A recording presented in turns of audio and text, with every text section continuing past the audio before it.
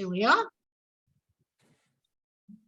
Good day, fellow Toastmasters. I am Hannah Schmidt, your Sergeant at Arms for today.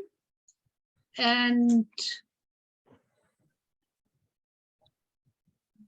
I will now read the club mission. We provide a supportive and positive learning experience in which members are empowered to develop communications and leadership skills, resulting in greater self-confidence and personal growth. And now our own leadership statement. The Leadership Speak is the premier club for experienced Toastmasters to become better self-directed leaders. We are an advanced club focused primarily on leadership development in everything we do. Mary Lou, our timer, has a virtual hand raised up for us all to see the time immediately. And our Toastmaster, who will lead our meeting, is Paramjit Singh, and he designs and development manager, trainer and growth mindset coach. Toastmasters for the last 2.5 years. He completed One Path Triple Crown Award for 2 years, President of Debatable Club Dubai, Division and Area Winner in International and Humorous Speech Contests. Tall Tale Contest. Please help me welcome our Toastmaster of the day, Paramjit. Paramjit, the stage is yours. Thank you very much, Toastmaster Hannah. Thank you very much. This is Paramjit from Dubai. Today, your Toastmaster of the day. My first time to be a Toastmaster in Leadership Speak. And on this first day, I was given a very tough subject, chosen a subject, that is system thinking, a holistic approach to leadership. Leadership is multifaceted concept that has been studied extensively from various perspectives. One approach that has gained attraction in recent years is the holistic approach to the leadership. System thinking is a holistic approach to the leadership that involves understanding the complex interconnectedness between different parts of a system and how they impact one another. It is a way of thinking that counters the entire system, that considers the entire system rather than just individual parts, and recognize that changes made in one area can have far-reaching effects on the system. One leader who embodies this research is Elon Musk, the CIO of Tesla. Musk's leadership is rooted in system thinking, and he understands the importance of considering the entire system while making decisions. Musk's approach to sustainable transportation involved a holistic system thinking approach. For example, when Tesla was thinking of developing a car, he recognized that developing electrical cars alone was not enough to transfer the total transportation industry. Instead, he saw the need to create an entire ecosystem and energy storage solutions by taking a holistic approach to energy. Tesla can create a sustainable system that benefits not just the country, but the planet. We'll be listening more from our different speakers about system thinking, particularly our educational session on system thinking from Mr. Asif. So to begin our meeting, I now like to call upon Toastmaster Sudarshan Sheshadri for raising the toast. When I asked him about his holistic approach and his introduction, he said that he is in the journey for the last 8 years. During his time as a Toastmaster, he has found a platform, position, and a power to share his voice. He believes our voices live long after we are gone, and therefore we need to choose carefully what we want to leave behind. And for system thinking, says that when we have carefully planned a step-to-step approach, which takes into account all the dependencies and the impact of each step on the next and its relationship to the outcome.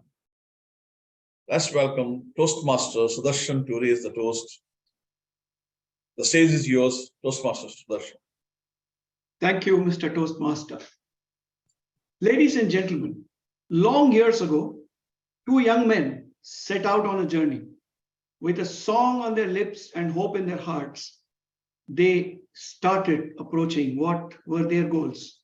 One of them, like the proverbial hare in the tail, leapt out the moment the referee said, "Set, go." The other plodded along like the turtle. But guess what? When the race ended, there was one who was standing atop the podium that he defined for himself, reached the goals, looked back, looked forward, and set further goals. What I'm trying to communicate to each and every one of you, ladies and gentlemen, is a goal gets reached only when you take purposeful steps towards that goal with a clear understanding of why have you taken this step and what were the options in front of you. In the same breath, you know where you've come from and how much further you need to go. This is nothing but structured, systemic thinking, which enables people to progress toward their goals at the pace that they choose to define. Otherwise, you are like that car which is in the fast lane of an highway, but unfortunately extremely close to the car in front of you. Every time that gentleman brakes, you got to hit your brake as well. Every time that gentleman speeds up, you got to speed up as well. The choice, ladies and gentlemen, is in front of you. But as the old saying goes, the proof lies in the eating of the pudding. Success lies in knowing that there is a process, and process is always king. So I would request all of you to join me in raising a toast to being one with the process. Being one with the process. Back to you, Mr. Toastmaster. Thank you very much, Toastmaster Shashad Darshan.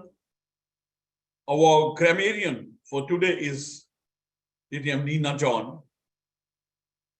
Nina John is an author of book Navigate Corporate Eyes and is a regular contributor with articles in management magazines and the International Toastmaster magazine. She's a coach for public speaking and life skills for C-suites, currently district parliamentarian D120, recipient of JAD Tata Manager first winning prize, entrepreneur national award for the decade 1992-2002 from Prime Minister Atal Bihari Vajpayee. And when I asked about the holistic approach, she said that a leader needs to consider all aspects of the business and the employees to be able to craft a proper strategy. DTM Nina John, please explain your grammarian role for today. Over to you, ma'am. Thank you so much, Toastmaster DTM Paramjit Singh. The grammarian's role in Toastmasters is a very vital role for all of us to build up our vocabularies and ensure that we are using the right word at the right time. Very essential for speakers because words are the building blocks for speakers. Our word for today, systemic, has to do with the fact that systemic is very much a case of covering everything. Now, we might have, a circulatory system, which is completely, one part of our bodies, and one part of that gets affected, everything else is also affected. So if you have a blood clot, it's going to affect everything else. So the meaning of systemic is relating to a system, especially as opposed to a particular part. I hope all of you use this word of the day, and I'm definitely looking forward to good usages, and I hope good words which all of us can use elsewhere in our conversations, emails, etc. Back to you, Toastmaster of the day. Thank you, Madam Toastmaster. Our timer for today is Toastmaster Mary Law. Mary is a Toastmaster since 2018, currently president of Home Club, and previously held a number of other executive positions, had been area director for 2 years, currently the trainer for Leadership Speak. As system, her background, she works with goals and always have a flexible working plan to keep her on track.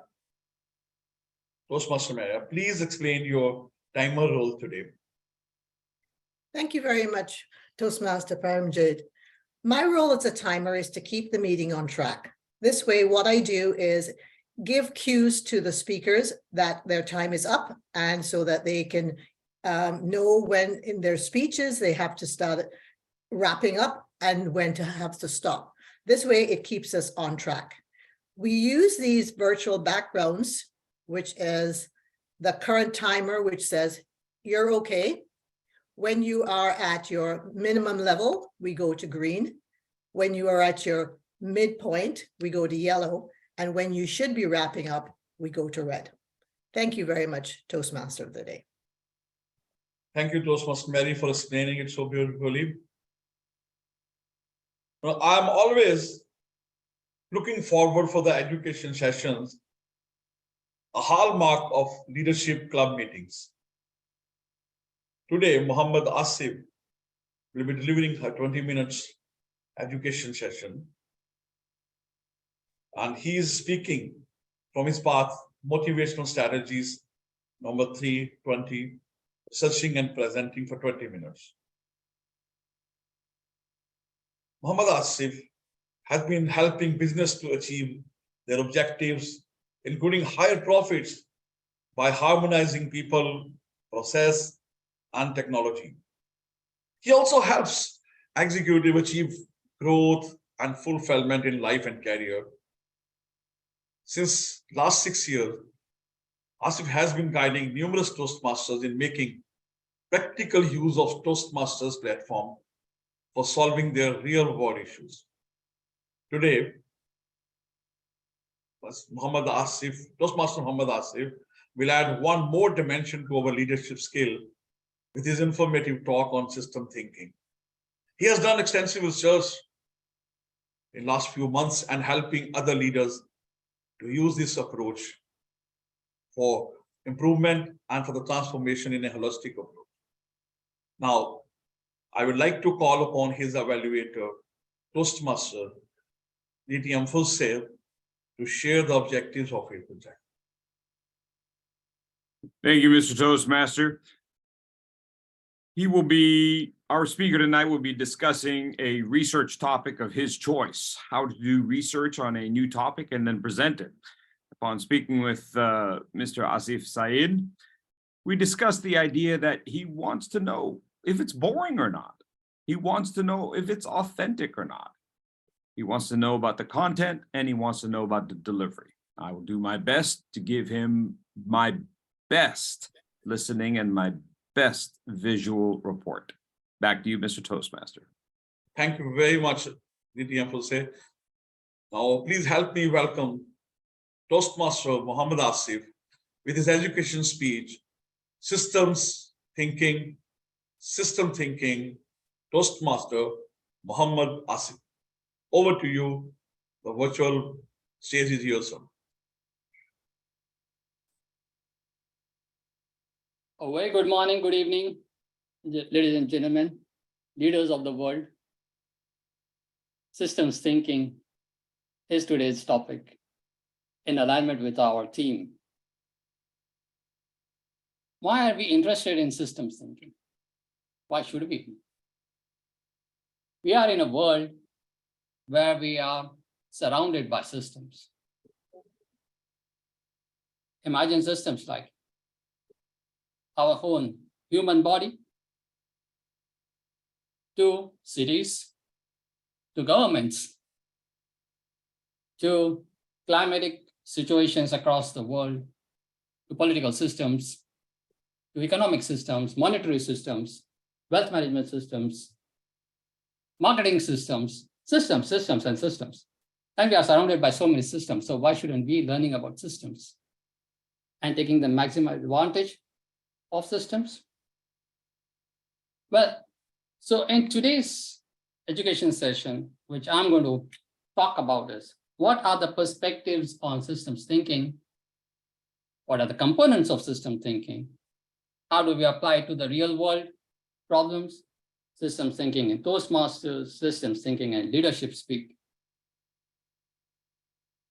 Imagine that you are a consultant and you have been tasked to find out solutions for complex problems about the world. Maybe, for example, spread of epidemics, traffic congestions, climate change, rising pollutions, stock market fluctuations, inflations, etc., etc. Or maybe problems at Toastmasters.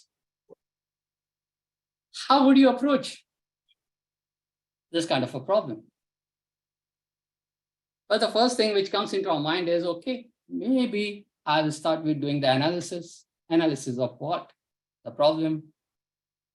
And the approach to analysis is that we dissect the situation into smaller parts to look at it under a microscope and see what is the problem, issue, root cause.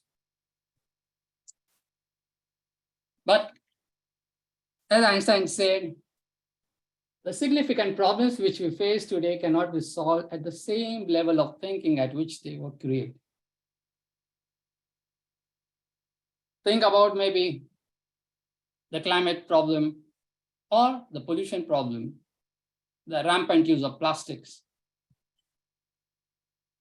Plastics, the use of plastics, for example, the cup, the plates which we use, the kind of instruments which use plastic in, computers, electronics, wherever we use the plastic, maybe in vehicles as well. If it's not degradable, it's really creating a huge problem. But when we started using plastic, we did not imagine that such would be the great magnitude of big issue it would be creating for us all over the world.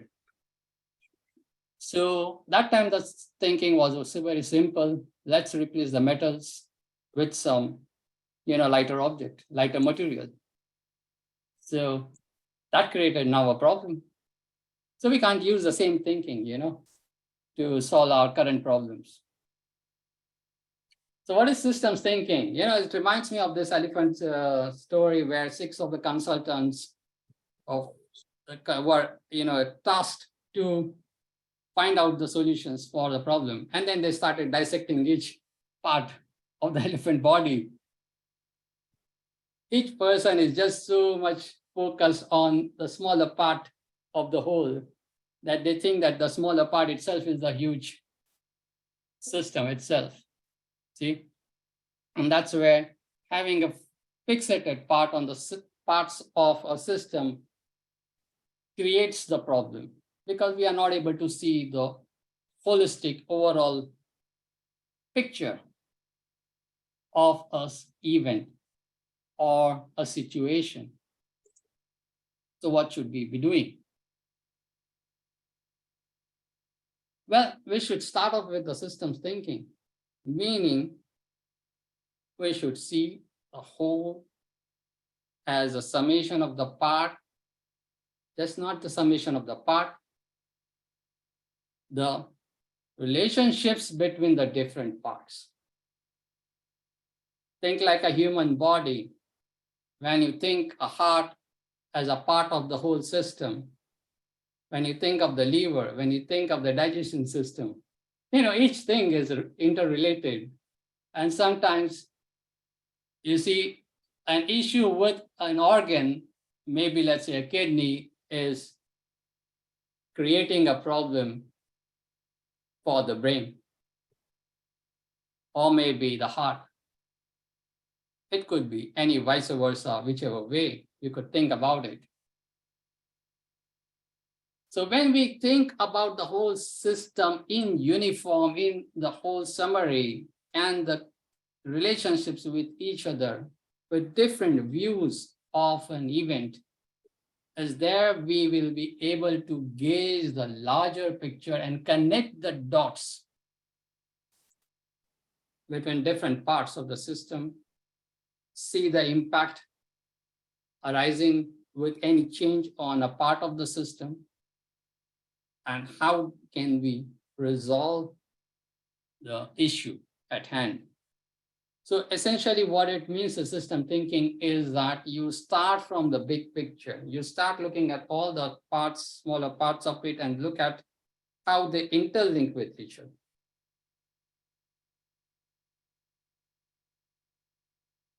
Now, this system thinking was developed by an MIT professor, J. Forrester. He used this system thinking in solving real world problems, looking at the organizations, how they were working.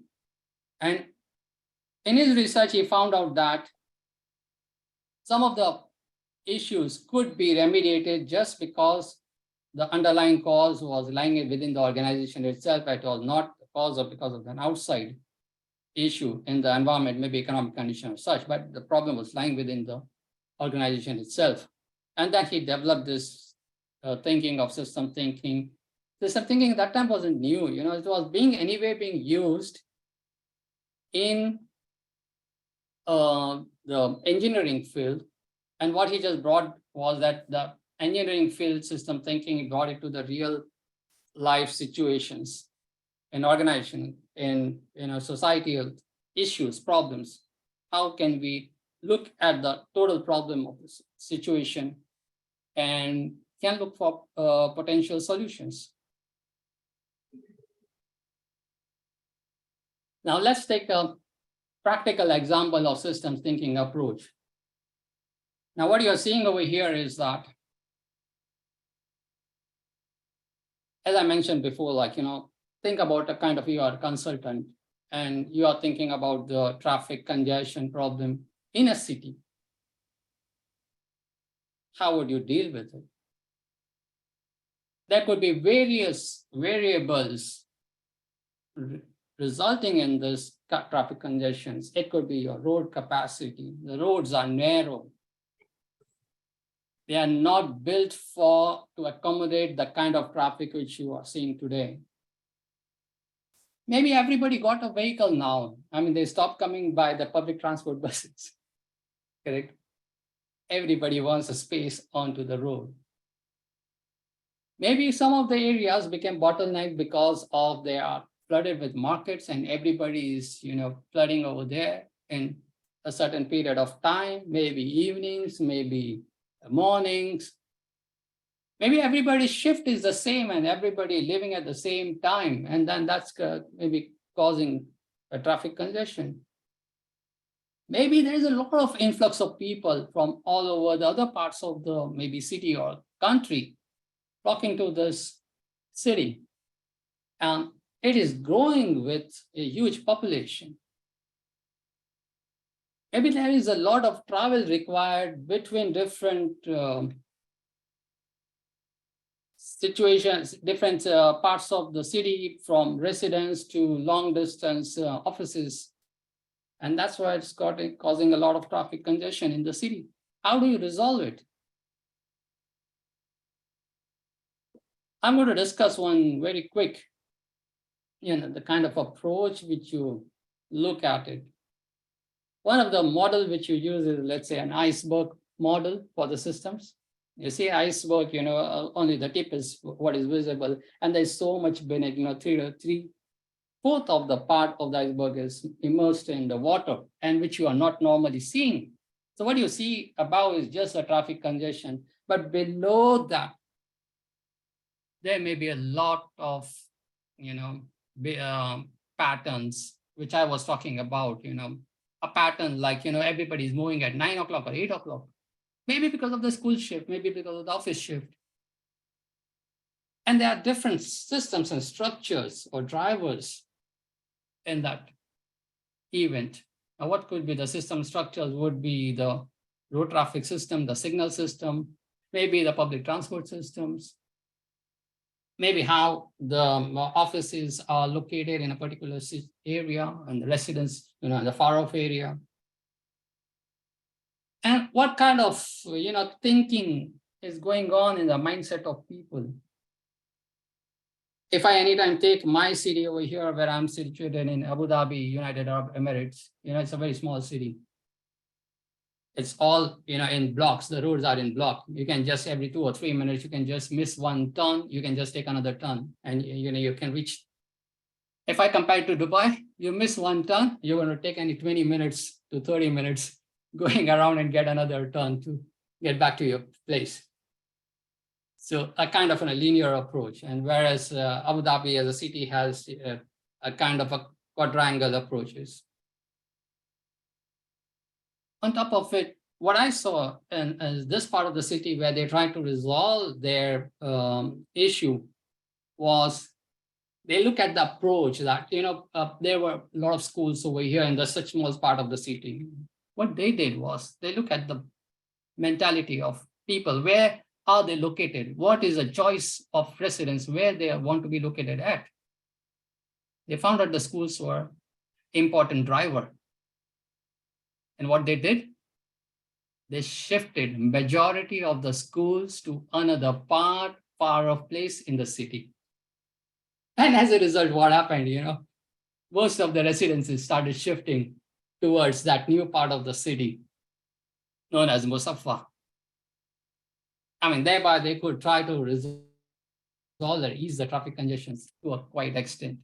So you see, when you look at an overall systems and the behavior between different systems, it really gives you a lot of insights about the system and different components.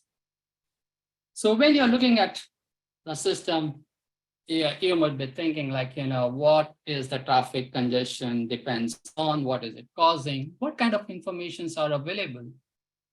You can see in the Google, it shows you the traffic congestions, right? And that from where does it take the traffic congestion?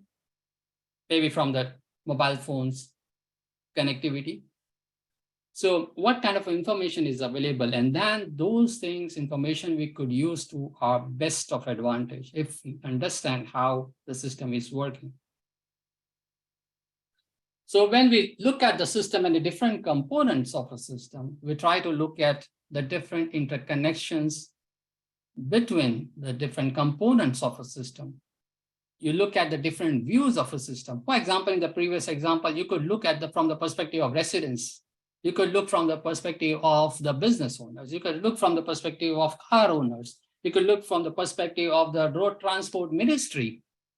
So look at the system from different views would give you an understanding about how the system and the relationships are working and what are the boundaries. When you want to define the scope of the problem, that is, we are looking at trying to resolve the problem of this city, not a city and another city. You're trying to solve the problem of a particular city. That is the scope of your problem.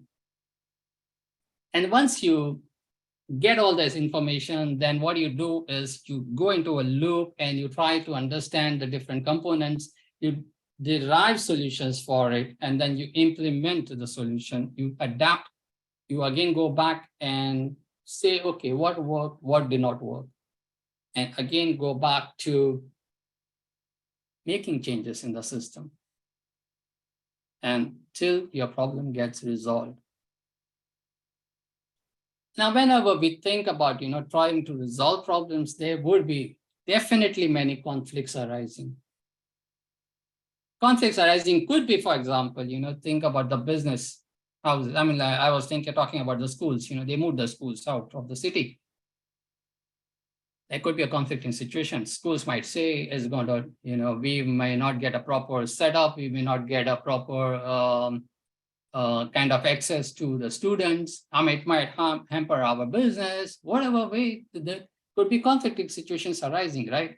So in implementing a systems thinking, we need to take care of the different stakeholders, their conflicting views as well, and how we can align everybody's views for a greater cause to resolve our challenging problems. For example, as I was speaking previously about plastic, if we think that, a point where we identify and say that, okay, this is the point where I can make the maximum impact.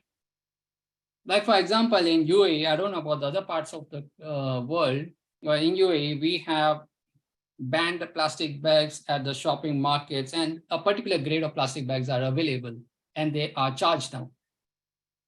So every time you forget to go to the supermarket or the mall and then you don't have your bag, and then you will have to go and buy the bag. So you have to pay for it. So that's the way we are trying to reduce the impact of plastic use. Now, let me come to whatever we thought about the larger problems outside. Can we use this system thinking in Toastmasters as well? What kind of a problem are we trying to solve in Toastmasters, for example? What would have gone into the minds of the people who created Toastmasters? Public speaking wasn't new by that time. There were many training courses going around in the world. But what was not available was an area, a safe place where you could come and practice and deliver your speech, and you could get a candid feedback. That's known as evaluation. And that's how it started off, Toastmasters. So in the center, you have a speaker, and you have various requirements of a speaker. You want to give a speech, you want a stage, you want an audience, you want somebody to give a feedback to you. And that's how it all started. And then we added different components to this Toastmasters as a system. That is, okay, let's time the speeches. So we got a timer role. We got a grammarian role to add value to the grammatical use and enrich the speaker and give him the feedback or her feedback about incorrect usage of grammar. And then we added some further roles who are the synthesizers, or you call them as who are coordinating the particular role. Now, for example, Toastmaster of the day is coordinating the whole meeting for a particular event, that is event management. A GE general evaluator is not only giving feedback about the whole meeting, how it went, but in most of the clubs, the general evaluator is also coordinating the role of the evaluators as well. And then we added one more role, that is Toastmaster, who is, starting or raising the toast and motivating us as to what do we stand for on that particular day. To all that, we added a framework, general roles, the roles which is going to provide a support throughout one full year, headed by a president and percolating down to a VP education, membership, PR, secretary, treasurer. That role is to give a support as a framework and the guide and managing, coordinating, giving direction to a Toastmasters club event. So what you see is an interaction of different roles, components of a system that is Toastmasters. And if we want to take it further, the same thinking at Leadership Speak. What kind of challenges did we want to face? We want to give solution. And why was Leadership Speak born? I mean, there are so many Toastmasters clubs all over the world. Why an advanced club required? What is the specialty? So you see that Toastmasters club were serving from the perspective of the Toastmasters to give them a congenial, to give them a very good environment where they could talk about Toastmasters, their speeches and their roles. But what was not available was a flavor where you could talk about leadership. I could specifically focus on leadership aspect and you could come and speak about it. And that is where the leadership speak was born. And at system thinking, we are implementing a leadership speak by even taking ahead as a center of excellence. Now, what do you mean by center of excellence? We saw that what were the challenges the speaker was facing, maybe in terms of their content, maybe in terms of their educational material, maybe in terms of the presentation mastery itself. And that is where we got a lot of specialist people to address their concerns. And these specialist people, or the role players, as I call them as, we added them in the education committee just so that we could look at the whole system of Toastmasters from a realistic, from a bird's eye view, and address them holistic. And that is where we are aiming to build a coordination between different roles through developing, our content, our speakers, our role players, helping them to get through their day-to-day challenges and develop as a very, good speaker, not only a good speaker, but make use of that abilities, capabilities in the real world life so that they're empowered. And that is what we are trying to do by using systems thinking at leadership speak. So overall, in a nutshell, what I spoke today was about systems thinking. By having a small myopic view about a problem could result in more problems. What I spoke about was taking a bird's eye view and looking at the whole system and different components, the interrelationships will definitely help you to reach to a better conclusions, a better solutions, and how to resolve using the system thinking with different, whatever issue you could see right up to the Toastmasters level, you could use the systems thinking. And so back to you, Toastmaster of the day. Thank you very much, Toastmaster Mohammed. Thank you very much for all the efforts and time you have put in to make such a wonderful speech, which is useful for all of us. You have explained it in a very detail how a system thinking can really help us in our lives, professional lives, personal lives, and even in the Toastmasters. And I am very happy there was some mention of my area of working, that is plastics.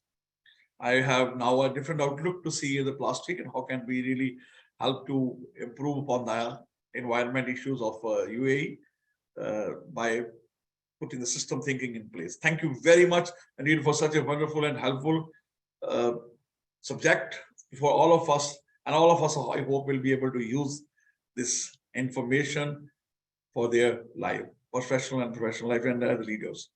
Thank you very much. Now, our first speaker for the day is DTM Manju Manohar.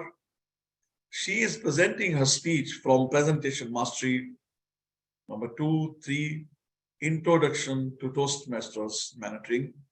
Time is 5 to 7 minutes. Toastmaster Manju has sponsored 4 clubs and 2 districts and is an award-winning area director. She is an author coach who has coached on to more than 200 folks, and in the last 1.5 years, she attributes her success to Toastmasters fraternity. I would like to call upon our evaluator, Toastmaster Francoise G. Bowen, to share the objective of her project. Ms. Bowen, over to you. Thank you so much, Toastmaster of the day. The purpose of Toastmaster Manju's speech, Introduction to Toastmasters Mentoring, is for the member to clearly define how Toastmasters envisions mentoring. The purpose of this speech is for the member to share some aspect of a previous experience as a protege. Speech entitled, The Magical Nudge. Back over to you, Toastmaster of the Day. Thank you very much, Toastmaster Francoise. Please help me welcome Toastmaster Manju with a talk, That Magical Nudge, That Magical Nudge, Toastmaster Manju. Over to you, ma'am. This is not my cup of tea. I don't think I can do it. Raise your hands if you've ever felt that way at any point of your life. Do you remember the baby bird which was reluctant to step out of the nest? It did try hopping around, hopping from one branch to the other, but it could never summon the courage to fly out. So it came crawling back to the nest. Do you know what happened next? Mama bird. That magical nudge. And out the baby bird goes into the azure skies, soaring higher and higher, and its confidence getting boosted with every mile it conquers. Yes, friends, many of us are just like that baby bird who need that magical touch, that magical nudge. And in my life, in Toastmasters, it has been my mentors who have provided that oft-needed magical nudge. Let me tell you when it all started. I joined Toastmasters 9.5 years back in a corporate club. Initially, it was all smooth sailing. Within 4 months of joining, I was elected as the VPM. Even that I found to my liking, because I like to meet new people. I found that I was a natural at that. And the XCOM team too, it was a dream team. Everyone were cordial, everyone was so respectful, and everything happened in a systemic manner. But then the next term started, and this time I was the treasurer. Many of the previous members had quit the organization by then. It was a whole new team. And there were 2 people who were a bit rude, not like the Toastmaster fraternity that we usually find. They were very criticizing and a bit rude. It started grating on me. And after 3 months, I finally decided to throw in my towel. I went to my mentor and said, I don't think I can do it. For me, power is not important. I can be a member, but I think that relationships are really important for me. I don't want to antagonize these people. Let me quit. Manju, do you remember the vision you had for the club to bring in transparency about the funds and utilization of funds? Yes, I do. If you quit now, how would you implement it? But then I don't think I can deal with these people. Let me go. Manju, if you go out of the system, you can never change what is within the system. You need to stand within the circle of XCOM and convince, persuade people to align with your views. Are you a coward? I didn't think you were a coward.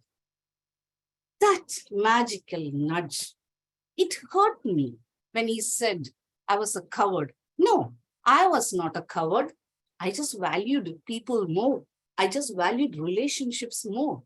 And of course, I didn't want to get into conflicts. And I was a bit afraid of those rude and those, people who seemed to be a little abrasive. But the moment my mentor said the word coward, it was like a nudge. I said, no, I am not going to quit. I am going to stay within the system and then slowly persuade the people around me to that viewpoint that we should have a transparent system of sharing the club expenses with the club members. And we did exactly that. This was the first instance where the mentors had started working their magic. This was not the only instance. Raise your hands if you had received that magical nudge too at any point of time in your Toastmasters career. Yes, I know many of you have. Thank you. Well, the journey went on and on. So to cut short that flow of story, let me just fast forward and tell you that my mentor did encourage me to take on the president role after 3 to 4 years. Yes, I was always that reluctant baby bird, reluctant to step out, reluctant to take on roles, etc. But then things start changing. And now, once I joined Leadership Speak, when I asked DTM Brahm, can you be my leadership track mentor? He asked me, what are your goals? And then he asked, can you finish? How many levels can you finish at Leadership Speak? And I, being the baby bird at heart always, said 1 level. Better to undercommit, right? And then over-deliver rather than doing the other way. That was my reasoning. Then he said, Manju, I think you can do better than that. Think about it and come back. Now I had to really go back because I was also a member of other clubs. I had to do 1 level each for those clubs as well. Now, once I sat and thought about it, I decided that everything was in my mind. Isn't it, friends? It's our mind and our self-limiting beliefs that often hold us back. So I took a stock of my life, my challenges, my goals, and finally went back to Brahm and said, not 1, but 3 levels. Yes, friends, I finished my level 3. This is my level 2 and level 4 too. I'm halfway through. I'm on my way to finish 3 levels in Leadership Speak, all with the help of my mentor. Mentors are like catalysts who by their mere presence alter the course of our trajectories, our journeys, and our entire lives.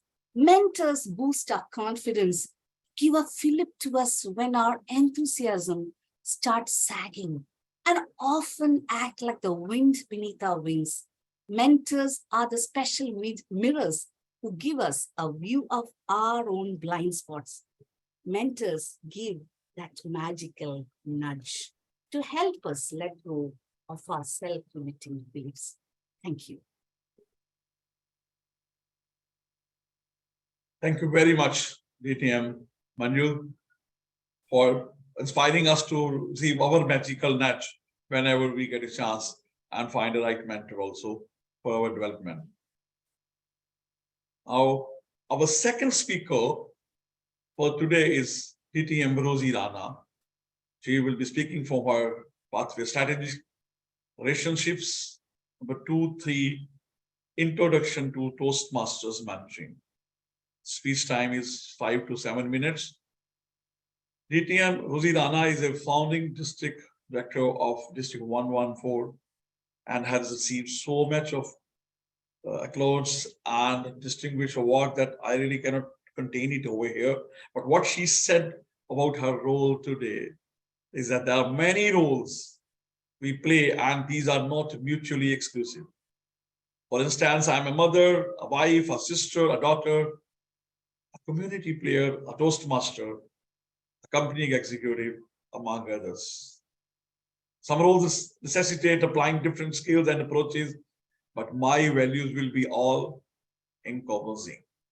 I need to bring my authentic self to the table always. Most importantly, we are different and therefore in my relationship with others, I must apply empathy and attempt to see life through other lenses.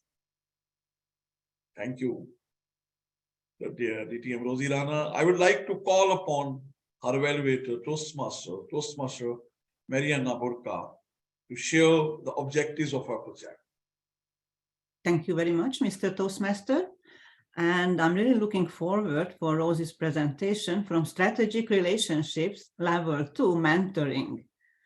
The purpose of this project is for the member to understand how Toastmasters envisions mentoring and share some of her experience as a protege. The title of her project is Pop the Bubble. Back to you, Mr. Toastmaster. Thank you, Toastmaster Mariana. Now, please help me welcome DTM Rozy Rana with her talk, Pop the Bubble, Toastmaster Rozy Rana. Over to you. Choices, choices, choices. Life is about choices. Mr. Toastmaster, fellow Toastmasters, have you ever wondered how your life would have panned out had you chosen not to join Toastmasters? I still remember my first meeting. I was invited by one Kuldeep Nair. It was a Valentine's themed meeting. I walked in to a room and there were like 20 members. I was handed a red rose. The Toastmaster of the day started the meeting with wonderful snippets about Valentine's Day. Oh, they appealed to my girly romantic senses. Then were some enjoyable speeches. And after that, quite unexpectedly, I was called up and they threw a table topic at me. I was painfully aware that everyone's eyes and ears were on me. I stood up and blurted out some words which made no sense to me. But everyone applauded. Okay, I must have said something. Okay. And then the climax. I was called to the front of the room after the session. And someone even took photographs as the president of the club presented me the best table topic speaker of the day. I was in a trance. Needless to say, I joined the club. That incident threw my confidence to the clouds, and soon I was angling a best speaker ribbon. I signed up. I drafted a killer icebreaker. I sent it to the same Kuldeep Nair for his review, and he said, Rozy, let's meet up. The following day, still high as a kite, in a Chinese restaurant, I was oblivious to the waiters and the people around me, and I began reading out my killer icebreaker. Barely 1 minute into the speech, and Kuldeep said, Rozy, let me suggest something you can do to make it better. Your opening, I couldn't hear any more that he was saying. My killer icebreaker needed improvement? Really? But then later on, I started taking on his suggestions. And lo and behold, in front of me, my speech transformed. And as I compared the two versions, they were like chalk and cheese. It struck me then I wasn't quite the genius I thought I had been. Had I been living in a bubble of deception?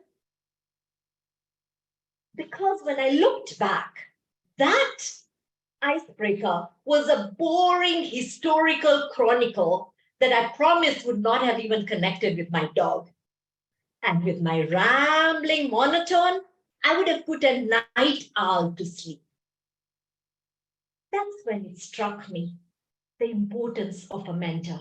And as I have walked this journey with him, I have realized that a mentor helps you gain a heightened sense of self-awareness. I had been fixated on ribbons and trophies, but today, success, in fact, the whole definition of success for me has been overhauled by my mentor. It is about progressive improvement. I subscribe today to the Japanese philosophy of Kaizen, which means Kai means change and Zen means good. continuously and progressively changing for the good. Every day today, I ask myself 5 questions. What did I do well? What strengths did I exhibit, and how can I build on them? What didn't go so well? And what tangible steps can I take to improve?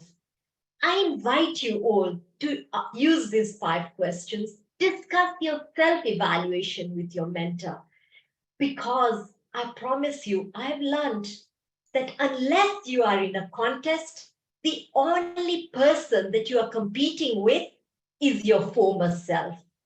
I invite you to try every day to shine brighter today than you shone yesterday. Fellow Toastmasters, have you wanted to accomplish more, but not known quite how to? Well, a mentor is the answer. It was another mentor who prodded me to take on a leadership position. And it was this exco position that later broadened my thinking, my outlook, and got me to envision forming District 114, which is East Africa, made up today of 6 countries. By doing this, today more and more members have got the benefits of our wonderful program. Members from Kenya, Uganda, Tanzania, Burundi, Ethiopia. Today, I look back with gratitude. I apply those same skills at my corporate workplace to appeal to more and more customers. I use those same skills to innovate and expand our product offerings. Fellow Toastmasters, Leadership Speak will be holding their elections on 6th of May. I hope my experience tempts you to take on a leadership position, because it is a choice, but that choice can change your life as it did mine. Someone rightly said that the choices you make will determine the direction your life takes. So, fellow Toastmasters, let us all make mentorship a systemic part of our personal growth journey. Back to you, Mr. Toastmaster. Thank you very much, DTM Rozy, Rana. Thank you very much for helping us understand the 3, 6, 5 points of Kaizen and to apply them in our life to improve on our lives. Thank you for a wonderful speech. Now, our third speaker for today is Toastmaster Leya Musunga, who is delivering his speech from Visionary Communication, number 5, to Develop Your Vision. The timing is 5 to 7 minutes. Leya is a Toastmaster enthusiast. Previously served as VPPR and VP Education of Gaborone Toastmaster Club in Gaborone, Botswana. Is currently serving as Area 03 Director and has read 60 books in 2023. Now, I would like to call upon his evaluator, Toastmaster Ray Rivero, to share the objectives of our project. Over to you, Toastmaster Ray. Thank you very much, Toastmaster Paramjit. Today, Leya is going to present a speech previously presented at a club in South Africa. She has a plan to implement a vision and wants to share that plan with us. She wants to know, is it defined? Is it clear? Does it connect with our audience? And today, to complete this path, to complete this level, Toastmaster Leya Musunga will be presenting the second speech, What Next? Over to you, Toastmaster Paramjit. Thank you, Toastmaster Ray. Please help me welcome Toastmaster Leya to deliver her speech. What next? What next? Toastmaster Leya. Over to you to the watch your screen.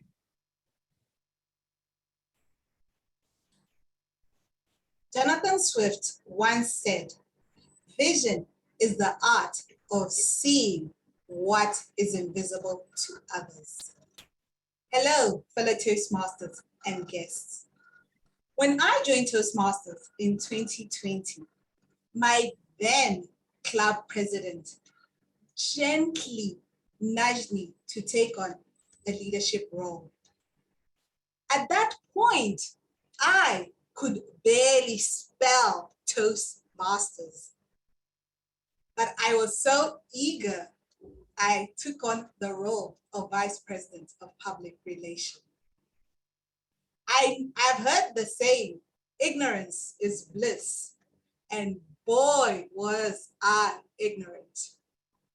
At that particular point, I barely had a social media presence. So taking on that role taught me so much about public relations in Toastmasters.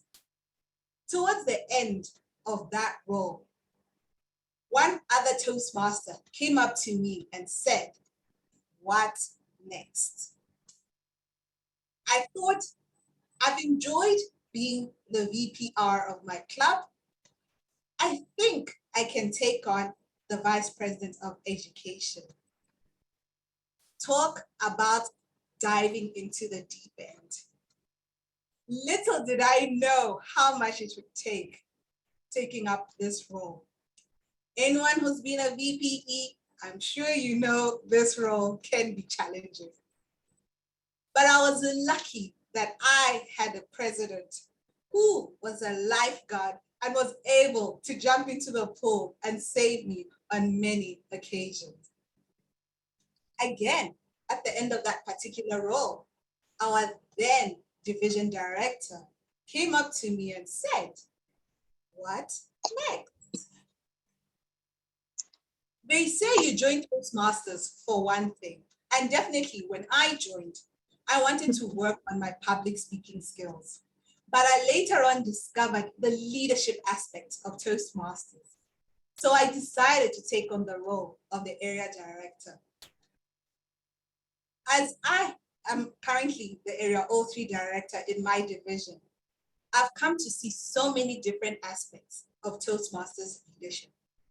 And at the beginning of the year, as I slowly started thinking about what I would do next, I realized I wanted to develop myself as a leader. All along, I felt like I've just been stumbling along and not really being specific about what I wanted to achieve. I knew I had to make a systematic change in how I viewed leadership. Sherry Sandberg once said, "Leadership is about making others better as a result of your presence and making sure that impact lasts in your absence." I therefore decided I needed a personal vision for my leadership. And my vision is to be a leader who embodies the Toastmasters values of integrity, respect, service, and excellence.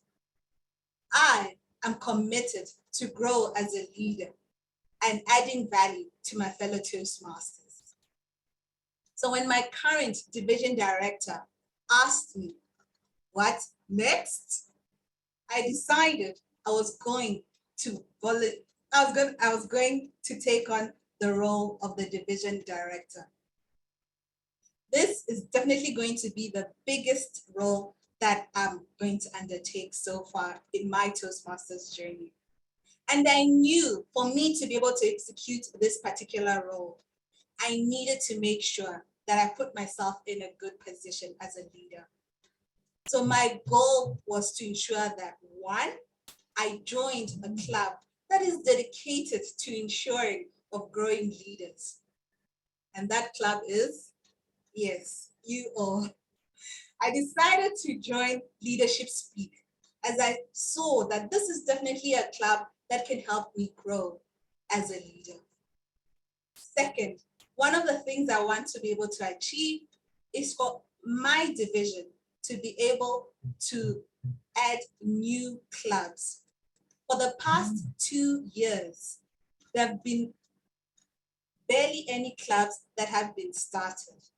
So I want to be able to achieve that during my term as the division director. And the third goal that I have for myself is to make sure that most of the clubs in my division that are struggling and have lost lots of members, that we're able to help them to revive so that they can become select, distinguished, or better type of clubs by the end of the term.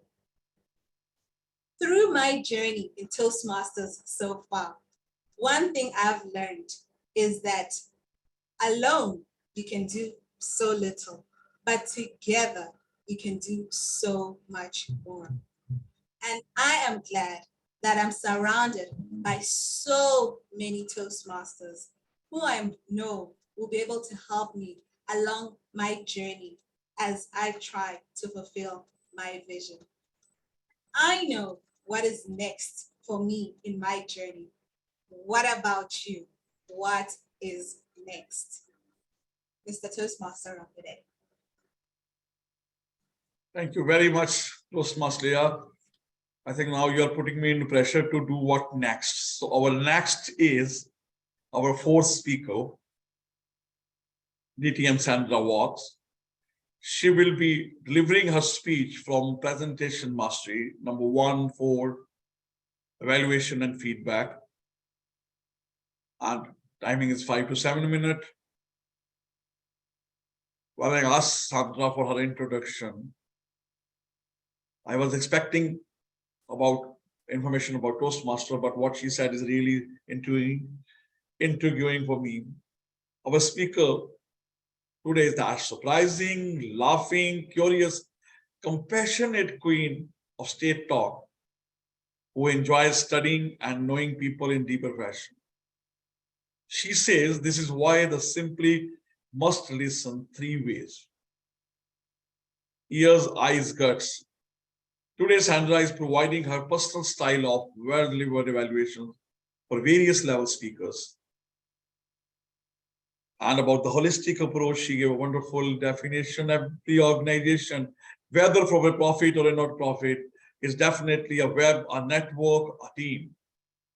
When it all comes together, where we operate as equals as humans, we now have an effort of beautiful weaving. That is my vision of holistic leadership and implementation. Now I'd like to call upon her evaluator Toastmaster, Mohmad to share the objectives of her project. Over to you, Toastmaster Mohmad.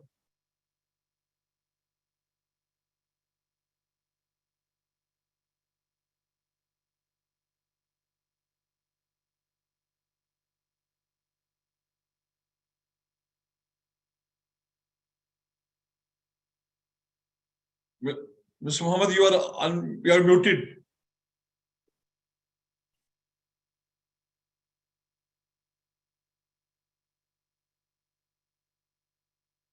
Thank you very much, Toastmaster of the Day. You introduced my speaker in such a nice way that it has given me an energy to reorganize myself to be ready to evaluate such a wonderful speech that will be delivered by Sandra Valks.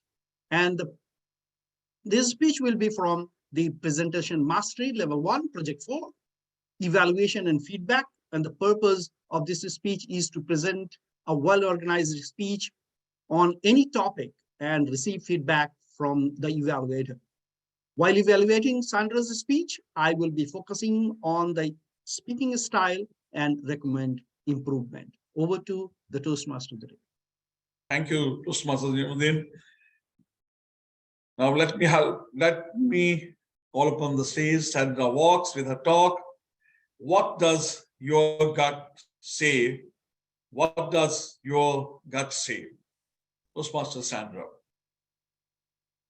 Oh my God, thank goodness you're here, Sandra.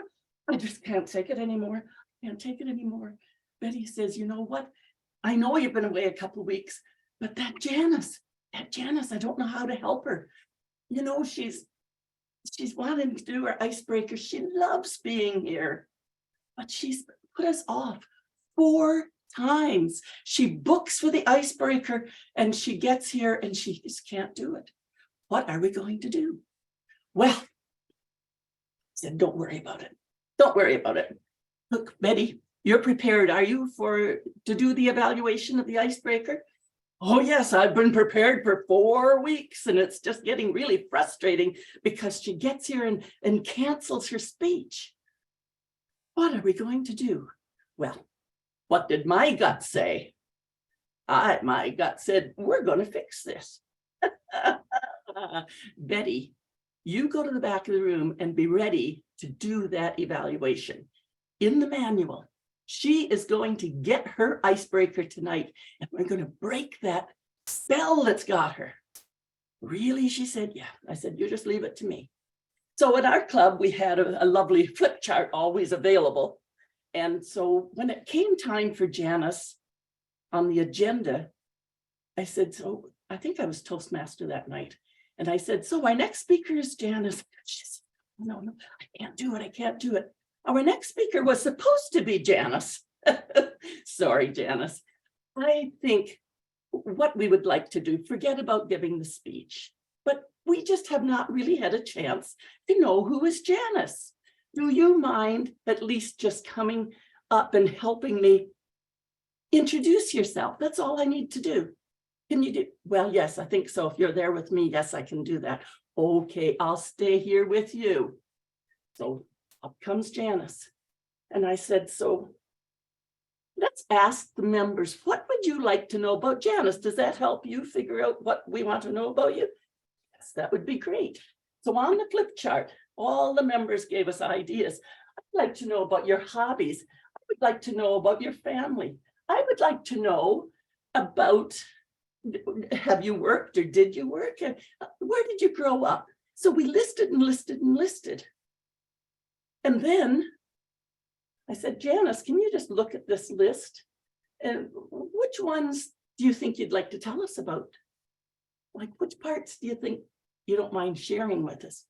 So she came out with the most important ones, circled them. I said, which one's the most important to you? Because we came up with 3, of course, you know, the speech is going to have 3. So we came up with, circled out those 3. And I said, and which one's the one that you would want to tell us about first? And we put a number there, and second, and a number there, and third, and a number there. I said, okay.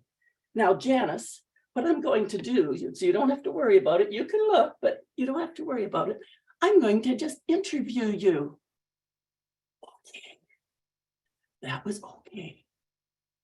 So Janice, you chose number 1. Why did you choose that? And can you tell us about that?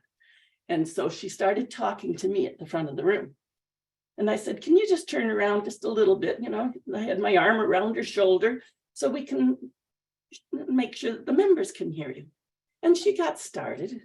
And I started to move away and move away and move away. And yep, I disappeared. Off I went to the back of the room eventually.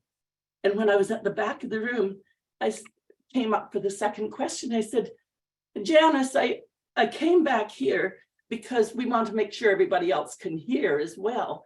So just talk to me and let's go to the next question. So I asked her the next question. And I said, oh, can't quite hear you. So she shouted it out a little bit more so I could hear from the back of the room. Well, we went from the second to the third, and then she got going. And then she was having some fun. And when we got to the end, I was making my way back up, put my arm around her. I said, Janice, thank you so much for introducing yourself. The rest of you, were there any last questions you wanted to ask? They said, no, it's just so nice. She's been here and we haven't known who she is. So we went to this applause that Toastmasters do so well. Then the next thing was, she was going to sit down. I said, no, just stand here for a second. Let's look at the things that are working well. So in came a round robin of what was going well. And what might you like to try next time? Oh, you could just plant your feet and just breathe would be good. Betty came up and finished the evaluation, anything missing, you see. And when we finished with that evaluation, I turned to her, Betty and I both, and said, "You have just completed your icebreaker." It was like that. Yes, it's completed. Now, Linda, she was another one, didn't want to throw up on her shoes, and David had throat troubles, and the doctor dictated, on the prescription, finally, just join Toastmasters. And Tom, he was a genius technology guy, all the geek. And he was quite arrogant. He said, "Well, I could come and speak, but you're not going to know what I'm talking about." And I said, "Just hold on. If you can't speak it to us the way we can get some enjoyment, you've got a problem." So then he shows up to set up his equipment and he says, "Oh, have you got an extension cord?" I said, No, that's your responsibility. Present without it." So from my gut, I was able to go and nurture Janice. I was able to help Linda go out and speak to 100 people, 100 women, 3 months after she joined. And Tom, the geek, he said, "Oh, I've gotten so much out of this. I would never have believed it." So ladies and gentlemen, what does your gut say when it comes time to get honest and clear, compassionate with your feedback? Because if you're not, you're cheating them. And you're cheating yourself, because effective evaluation means listening with your eyes, your ears, and your gut. And anything less is a disservice.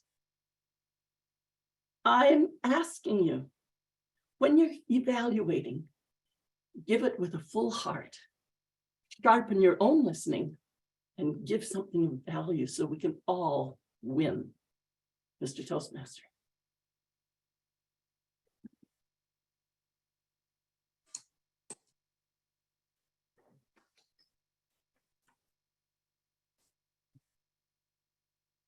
Thank you very much, Toastmaster Sandra, for such a captivating speech as usual. Our fifth speaker is Toastmaster Baron Ochola. He will be delivering his speech from Innovative Planning number 2.1, Understanding Your Leadership Style.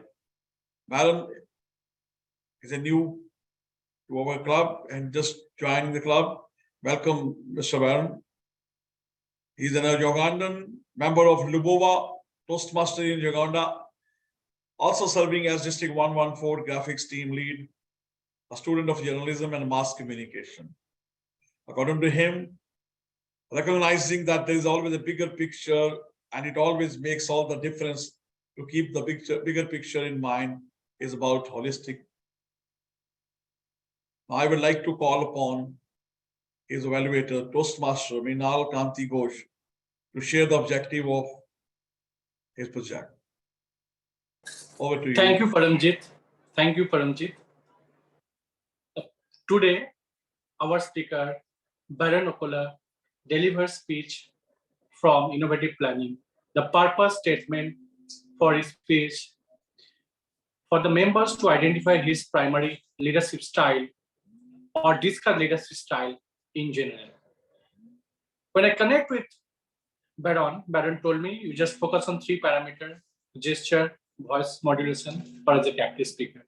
So back to you, Paramjit. Thank you very much, Toastmaster Mrinal. Please let me welcome Baron Ochola with his talk, What Comes After Leadership? What Comes After Leadership? Toastmaster Baron Ochola. Over to you, Toastmaster Baron. What comes after leadership?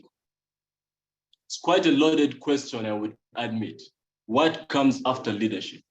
Because everybody here is a leader and they would like to know, what is this that I have not yet heard about?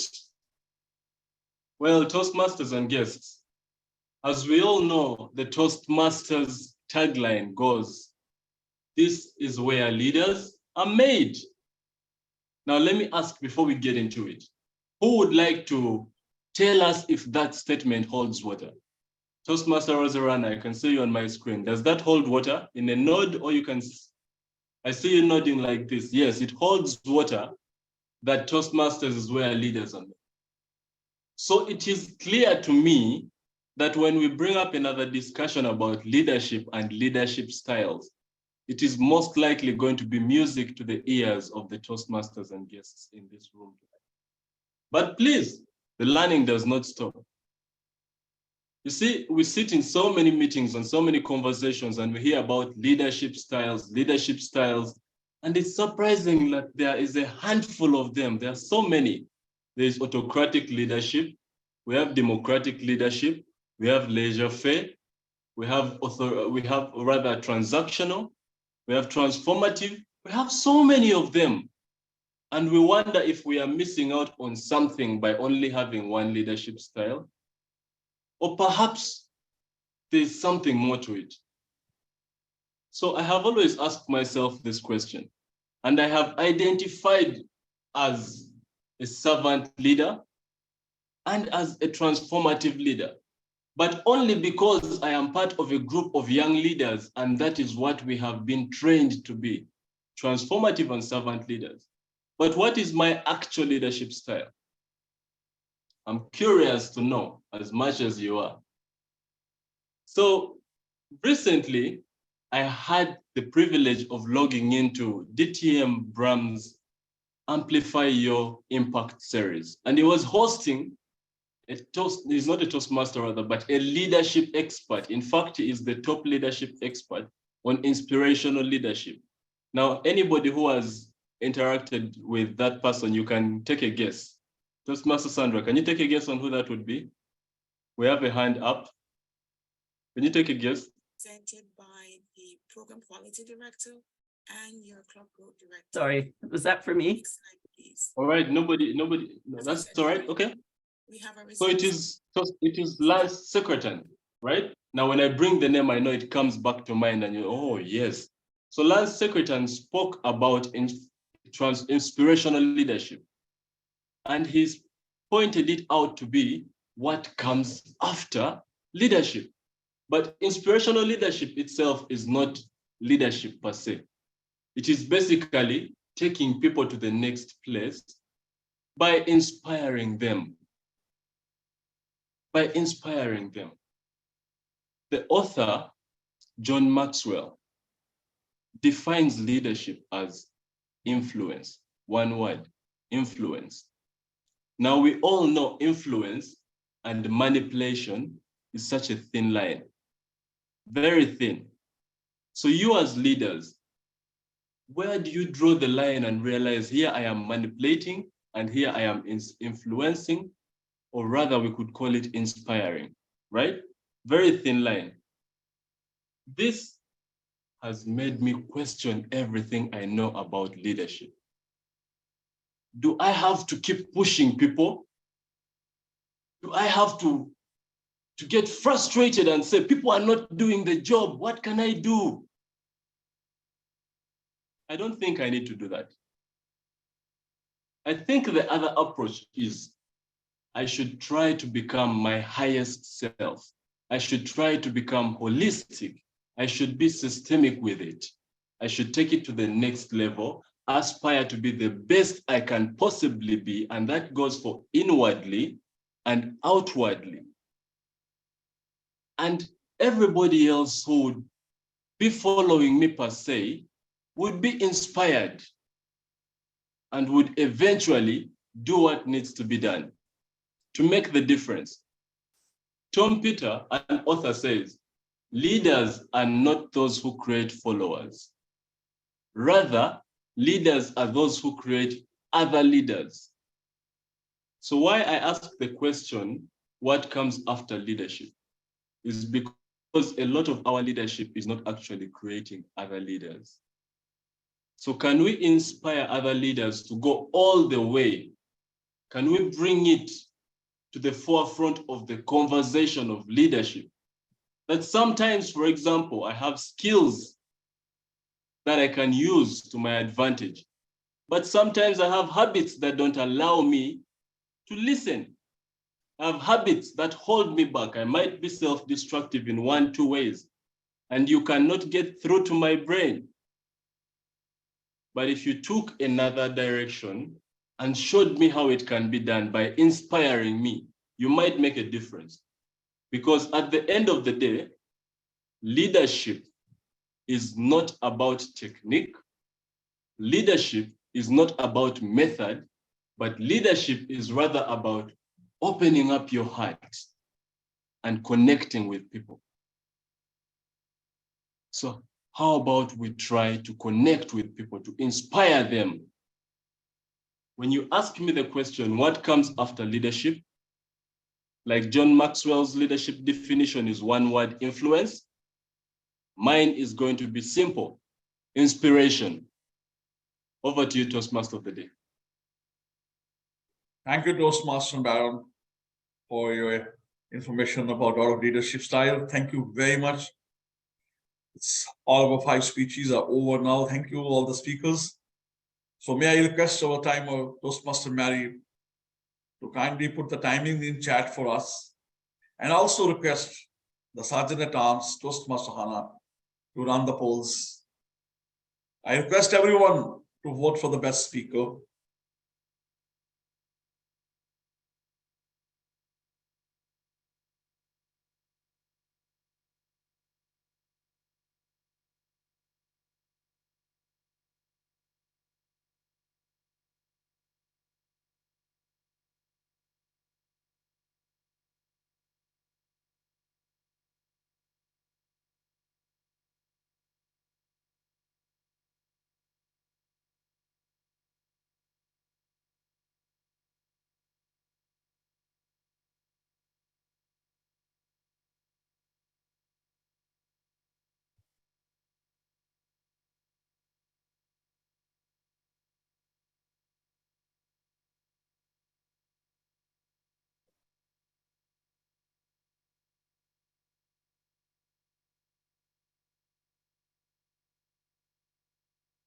As our first session is over, so, and we are already 10 minutes over, so we will be not having a break today. Apologies for that. And we'll straightway go to the general evaluation. And I request Toastmaster Darshan Shadri to take over the role of general evaluator. Over to you, Toastmaster Darshan. Thank you, Mr. Toastmaster.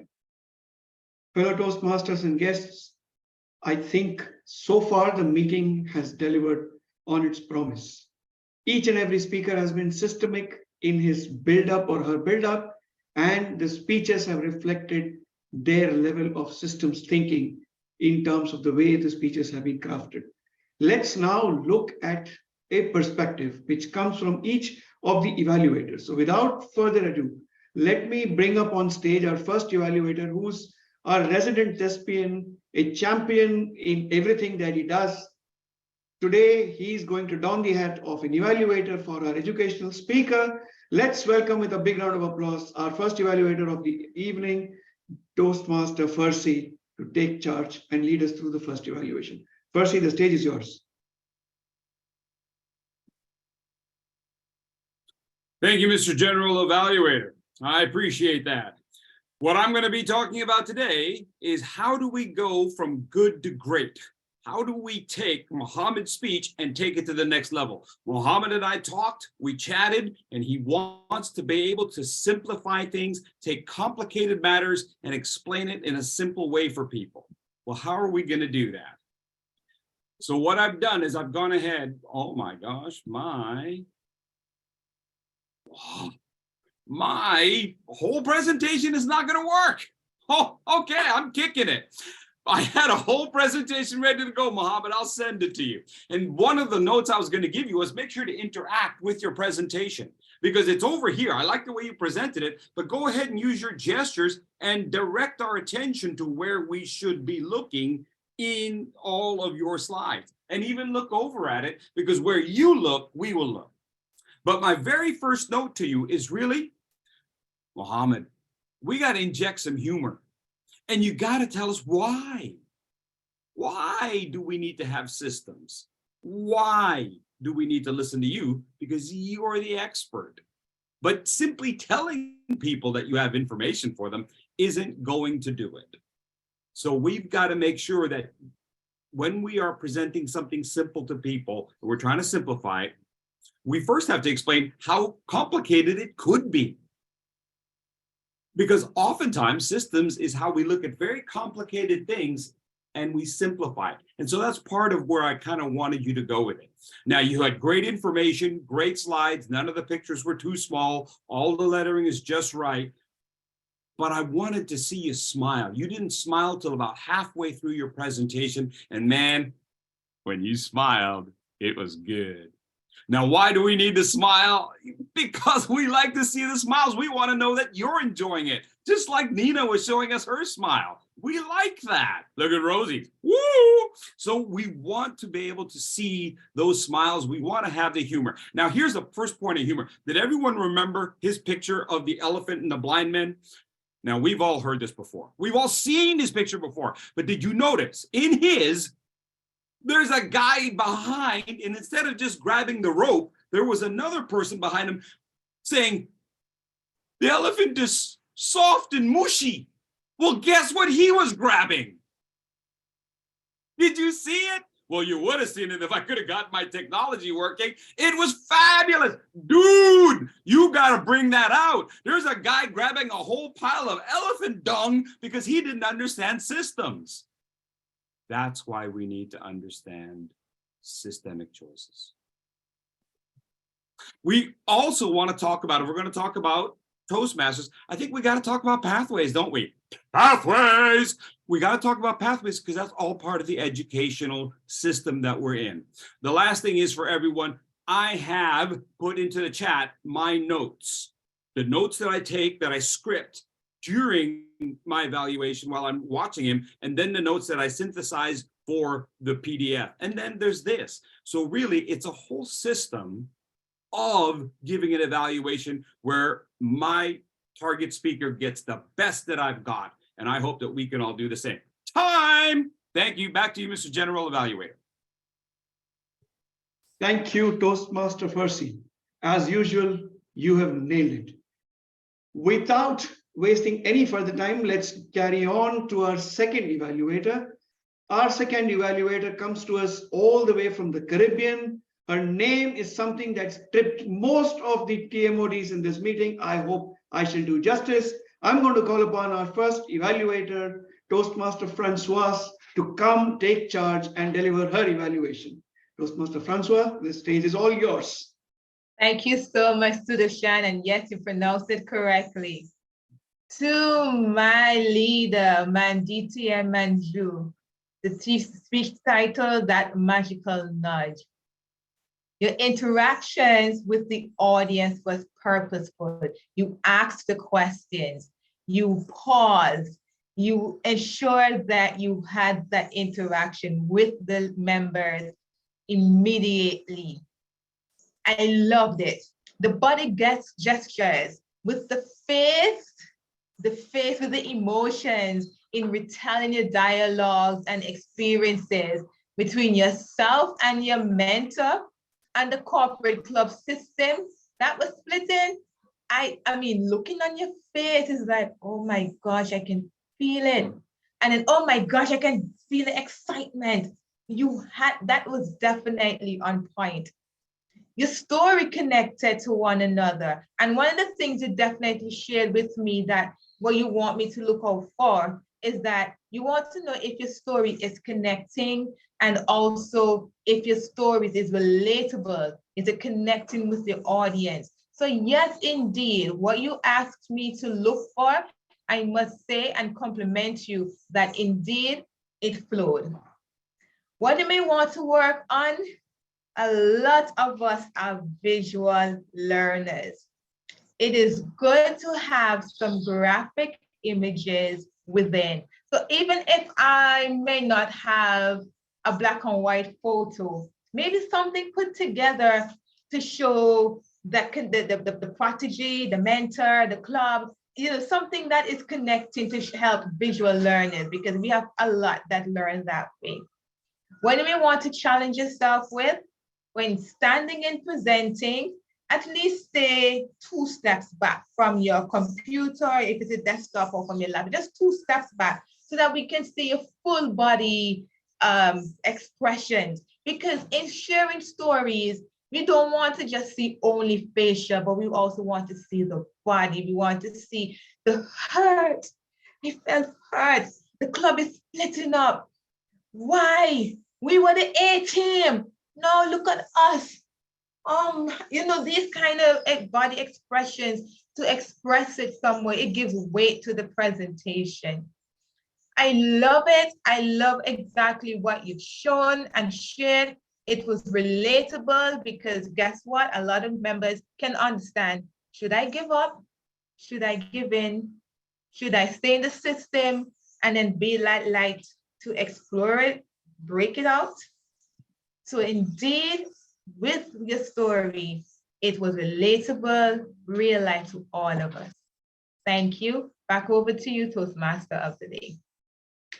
Thank you very much, Toastmaster Francoise. Indeed, all very valid information. In the interest of time, I will keep proceeding further. The next evaluator is someone that joined the meeting with wet hair in the middle of her kitchen. And look at her right now, looking dapper in that red jacket, all ready to go. I present to you our next evaluator, which is Toastmaster Mariana Burka. Toastmaster Mariana, the stage is all set. Go for it. Thank you very much, Mr. G, fellow Toastmasters, and especially you, Rozy. I always looking forward to your presentation, and I was a bit afraid to be your evaluator, because how can you evaluate somebody who already achieved everything achievable? I loved, you started with a question which we never ask. We always ask, why did you join Toastmaster? Instead of asking, what would it be if you didn't join? Where would you be? And that is a real thought-provoking question. Thank you very much for that. And from then, going forward, your presentation style, my pet peeve is presenting standing up, and you did it. So I cannot suggest that to you any longer. And you are confident, energetic, smiling. Everything a good presenter needs, you had it, including hand movements. Wonderful. And I loved your message and how you broke it down to 5 questions. What you're asking yourself, that's how you check yourself. And that would be my suggestion for improvement. I would like those 5 questions you're asking a bit more pronounced, more emphasis on it. Maybe even put a slide next to you so we can read it as you say it, or come closer, because standing up, and that's my challenge for you. Now the next step is moving around. Step back when you're talking and you want to show your whole body, and come closer when you want to share your secret, your 5 questions to yourself. And what else can I say? You are an amazing presenter, a storyteller, and giving your message easily absorbable. And the main thing is, I got it. It's not why we join, what would happen, and what we learn from our mentors. How can we use that outside of the Toastmaster, like we never joined it? Thank you very much for your presentation. And I'm looking forward for more in the future. Thank you. Thank you very much, Toastmaster Mariana.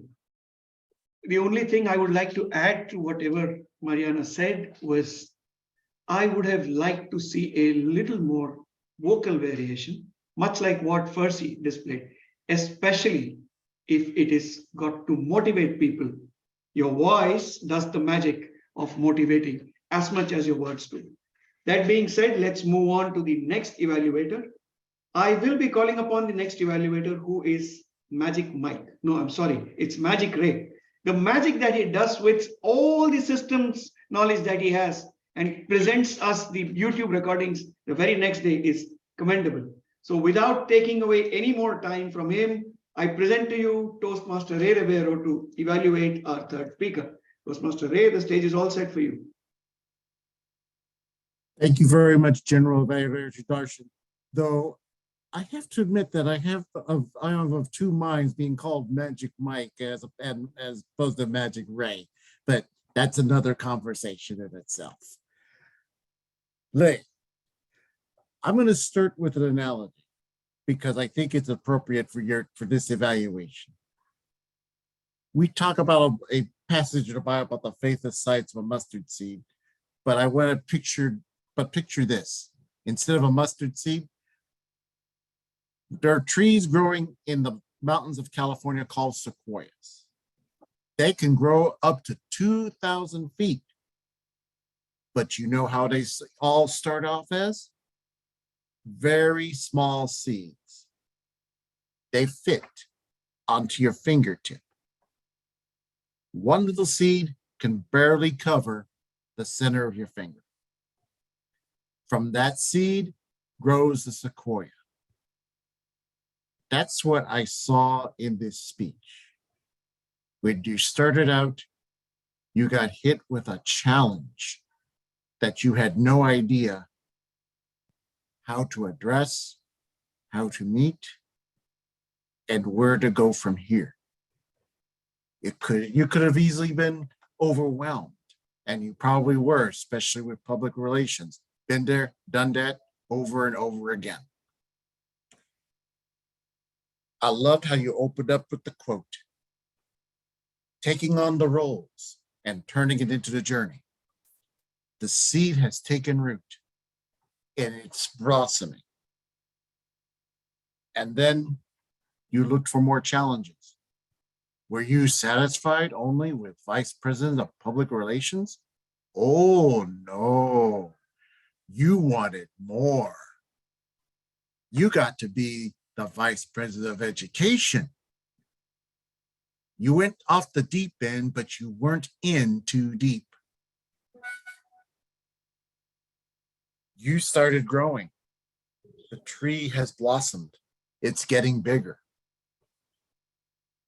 That's what you excelled at, the picture of growth. The challenge you want to work on? I think the biggest one is, okay, I would like to have heard more of what personal challenges that you've encountered. Especially when you came up with the steps, did you think about or shared with us what might have been required about changing those steps? Sometimes you have to change the direction right in the middle of the stream as you cross, but that will help the tree grow. Never be passive, always be active. And then, would I like to challenge you? Another speech. Can you share what you've learned in this leadership role? We talk about the roles, and it's very straightforward, but leadership, especially in Toastmasters, isn't from a manual, it's from experience. And not only can you grow as a sequoia tree, you can take lots of other seeds and turn them into sequoias. That's the challenge. And I hope that you're up to it, because that's what I would love to see, because what we learn here, we can take outside and help others, because believe me, we all, in all the districts, in all the clubs, have the very same problem. If yours works, maybe mine will. Thank you very much, Mr. General Evaluator, and especially Leya. Thank you very much, Toastmaster Ray. That was succinct yet profound. Let's now turn our attention to our next evaluator, a man with $1 million smile. Each time he takes to the stage, he starts with a beatific smile and then starts speaking. I'm sure today is going to be no different. Let me call upon our next evaluator, Toastmaster Mohammad Azimuddin, to take the stage and deliver his evaluation. Toastmaster Azimuddin, the stage is all set.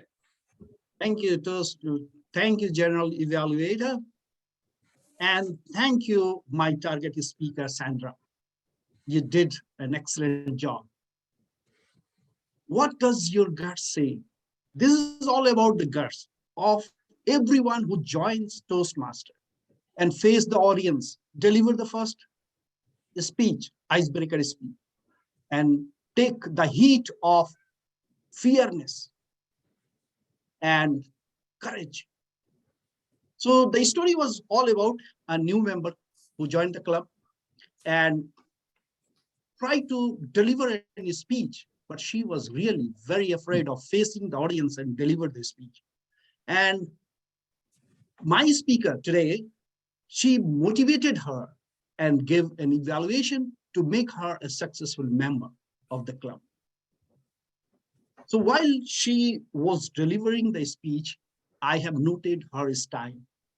And I am really convinced that she depicted 4 very important style of leadership while she presented as a mentor to that new member, James. First is the leadership style, who knows the way and shows the way. She started explaining how to deliver an icebreaker speech to this new member. And then the coaching style. What should Janice speak in her speech? Point number 1, point number 2, point number 3. She explained it clearly, like she is coaching the member. And the third is mentoring style. So she first came in the picture with her mentee. And then when the mentee started taking over the stage, she eventually disappeared herself. And in this way, she actually made her mentee so powerful that she can take over alone the stage and deliver the speech. This is the best characteristic of the mentor that she has deflected in this speech. And the fourth is the motivational style. Janice, thank you for your introducing yourself. And then she asked her, what you are going to do next? So she motivated, mentored, coached her mentee and presented her leadership style in a very excellent and incredible way. I really enjoyed this speech. So when she delivered her speech, she showed her humility to the mentee and holding Janice above herself. And the message was that use your eyes, ears, and guts. We can all win. That was really wonderful message that we received today. And I hope that every new member who joins the club needs this type of motivational speech to them, to make them able to come to the speech fearlessly, with courage, and show their existing capability of speaking power. I have only one suggestion here. While transiting from one idea to another, give a pause so that we can understand what has gone next, what has gone, and what are coming to the next. Over to General Evaluator. Thank you very much, Toastmaster Azimuddin. We will now move on to our last, but by no means the least evaluator. If you want to look at earnestness epitomized, let's look at Toastmaster Mrinal. He is extremely earnest in whatever he does, and today is going to be no different. Let me call upon stage our fifth evaluator, Toastmaster Mrinal Kanti Ghosh, joining us all the way from Kolkata. Toastmaster Mrinal, the stage is all set for you. Go for it. Thank you so much, Sudarshan. Good day, everyone. And I especially thanks to Baron for sharing your transformation journey with us. We all know at the end of the day, we all are story, but onus on us how well we execute. You are already giving a very good example of 2 different leadership styles, inspirational leadership styles, and you are also talking about influential leadership style. So first, I just am coming to one point that I want to discuss with you regarding gesture. With you are excellent. You try to each and every circle of your dimension of your background, everything. But few things I'll just observe for you. Just look at it. As a background, I'll just share with you. this is the one background. Another mantra I just want to show you. This is you are talking about when you talking about connect with people and a thin red line indeed. You share both hand, good way of mantra. And this is the last one. So only one observations from this all background I just want to share with you. Whenever you deliver your speech, try to avoid blur or any background. If you want to use your background, come closer or light, front light should be there. This is the small observation. Otherwise, you are very good with, I'm talking about gesture posture. Why I'm telling about, in your entire speech, face content 55%, voice content 38%, and word content only 7%. These are the parameters. And you are very good on face expression.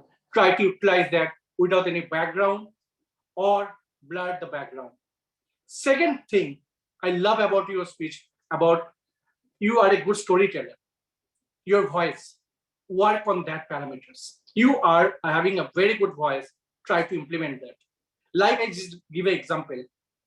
Try to use from your chest like voice. Aspire to be the best version of yourself. Like that. As a leader, should connect with people. Such kind of voice modulation you can bring in your speech. These are the things I think is important. And for the better version of yourselves as a leader, only two recommendations from my side. One is you can improve voice modulation because you have a very good voice. Sometimes, it's like a share market. We all know that sometimes you need to peak your voice and sometimes you need to down your speech, not flat speech. So that one parameter should take care of that when you deliver your speech. Second, I'm talking about, you are a very good storyteller. Try to share your own story, your personal story. So overall, I'm just talking about great gesture. Try to avoid blur or background when you deliver your speech because you are very strong on that particular area, gesture. And second part, I'm talking about your eye contact is always good. You are a great storyteller. Only recommendation is that just improve your voice modulation. And another thing you can improve, share your own personal story. That's all from my side. Thank you very much, Toastmaster Manohar. I'm sure your feedback was useful to Baron and to all of us. At this point in time, let me call upon our timer to share the timing report for all of our evaluators in the chat. And I would like to call upon Hannah to also launch the polls for enabling us to vote for the best evaluator of the morning, afternoon, evening, in whichever time zone you are. This is the results for the speaker. Could you please launch the poll for the evaluators? In the time that we are going to take to launch the poll, let me carry on further with my general wrap-up and evaluation of today's meeting. First and foremost, best laid plans go to dust when unexpected things happen. Exactly what happened in today's meeting. But what does a systemic thinker do? A systemic thinker is one that prepares for contingencies, prepares for eventualities, has a plan B, at times has a plan B for the plan B, and a plan B for the plan B. So what it means is you are prepared. Your quiver carries multiple arrows, and today was no different. Two critical role players dropped out at the nth possible hour. We filled the gap seamlessly. And that goes to show how the club functions and why this club is the place for premier leadership aspirants to be at. Because this is what a true leader does. A true leader does not make excuses. A true leader finds the way, and we found the way. Next up, we kicked off the meeting in all earnestness, spot on, exactly on time, as we always do. And the meeting began on a very crisp note, with the baton passing from the Sergeant at Arms to the Toastmaster of the day with absolutely no glitches whatsoever. Our Toastmaster of the day, well prepared, well rehearsed, started out and gave us the gist of what this theme is, why is it relevant, how is it going to transpire. The only feedback to our Toastmaster of the day I would recommend is interact with all the role players in advance of the meeting. Each and every one of the role players tends to give a lengthy-ish introduction. It's the role of the Toastmaster of the day to ensure that you pick and choose whatever is relevant to the theme and introduce the role player accordingly. Because this is a club of premier leaders, we've all been in the journey for a while. Each of us would carry a page-level accomplishment list. If we were to read it out every time, it will be extremely difficult.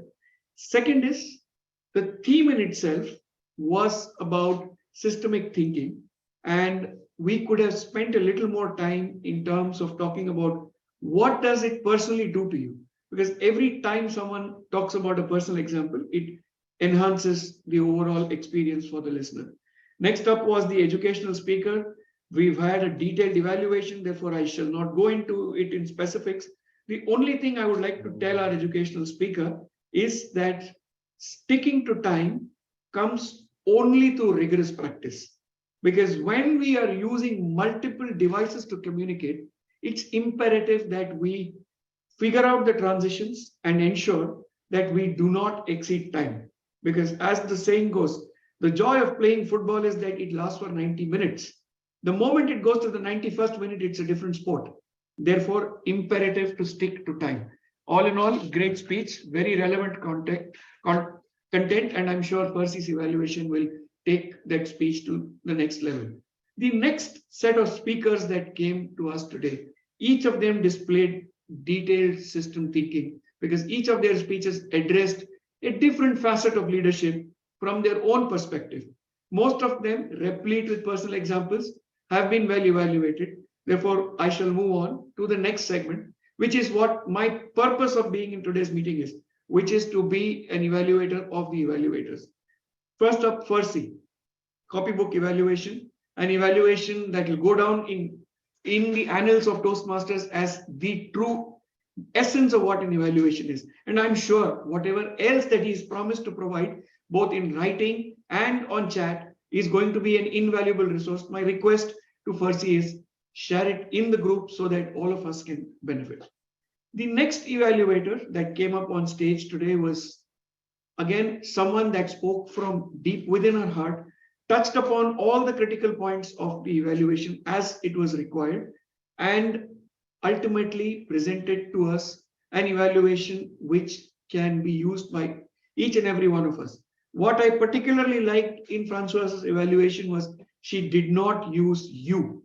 The moment an evaluator starts saying you, it becomes a two-way conversation between the speaker and the evaluator. The rest of us get alienated, and that is not what is expected of an evaluator.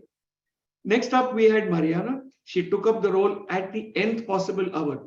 In fact, a couple of minutes before the meeting started, she was told, you are the evaluator. She not only took up the evaluation, but presented a very coherent, very cogent evaluation, as is her wont. Every time she takes the stage, she does that. I would have liked to see a little more show than tell, because this is a general feedback to all evaluators. The more you say, the less credible you are. The more you show, the more you become credible. As Fursey demonstrated, come close to the screen to make a point. Take a step back when you are continuing with your story. That makes it conversational, that makes it believable, and that's something that I would like to see all our evaluators incorporate.